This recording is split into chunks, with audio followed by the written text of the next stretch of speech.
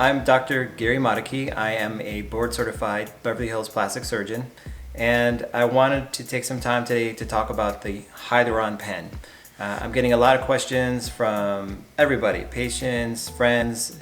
What is this? What's going on? Is it safe? Is it effective? And I wanted to just take a minute to go through what exactly it is it safe, is it effective? So basically the Hyaluron pen looks like this. It's an injector device. It was not designed to inject filler. It was designed to inject other medications like insulin into the skin or subcutaneous tissue. So this is sort of an off-label use of the pen, which generally speaking is not always a great idea. So I want to go through kind of how it works, what it does, and if there are risks involved with using the pen. First of all, there's a lot of comparisons between traditional dermal fillers and the Hyaluron pen and what's the difference. And I think one of the main points to make is they're called dermal fillers, not epidermal fillers. And what that means is dermal fillers, when you inject with a needle, go deep into the underlying deeper part of the skin. If we look at skin, there's a superficial layer and then this deep layer, and that's where the strength of the skin is and where you want to put a filler, because that's where it'll last longer and also camouflage that filler. You don't want it going in the superficial layers or up too high. And this is what the Hyaluron pen is doing. It's using pressure to push or squirt filler into that area, and it's not as precise, accurate, and also you don't know exactly what layers this filler is going to go into because it's just going to disperse out in a spray fashion. If you compare it to like a bed, if you're going to put the filler under the sheet, it can be very lumpy and you're going to see everything. That would be like putting it up here into the upper layer of the skin. You'd rather have it under the mattress, deep down, where it's gonna be nice and smooth and not lumpy and bumpy. And so immediately I can see, before we even get any further, that we're gonna have some issues with something that's gonna be spraying something inaccurately in the upper layers of the skin, or you don't even know where it's going. That can lead to things such as this. So when you're using that pen and you're injecting into the upper layers of that skin, you can imagine that in that epidermal layer, it's gonna poof up and you're gonna get lumps, you're gonna get bumps, and it's gonna look very unnatural and not smooth as if you're getting into that deeper layer.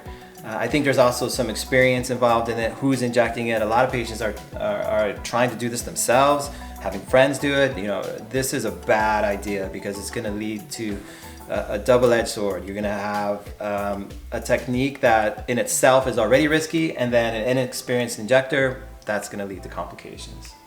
What can it lead to?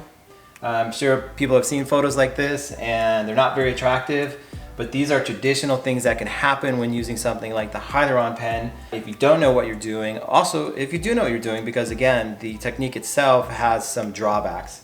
And when you're injecting that filler, again, superficially into things like the lips, what you're gonna see is a lot of swelling because that filler is gonna attract water. So not only is it gonna get the filler effect, but also get more poofy. The other problem with the fillers superficially like that is that they're actually clear. So when you look at people and you say, you know, there's some bruising, but also the lips can turn purple. They can have a strange color to them because the filler acts like a magnifying glass underneath that skin, and it's called the Tyndall effect, and it looks purple. It can happen in the face, the lips, anywhere where the filler is too superficial. And then the biggest risk, I think, or not necessarily the biggest, one of the worst possible complications from something like this is people need to remember that our skin is dirty. Our skin has a lot of bacteria on it. If you think about acne, if you think about things like that, that's just bacterial infections.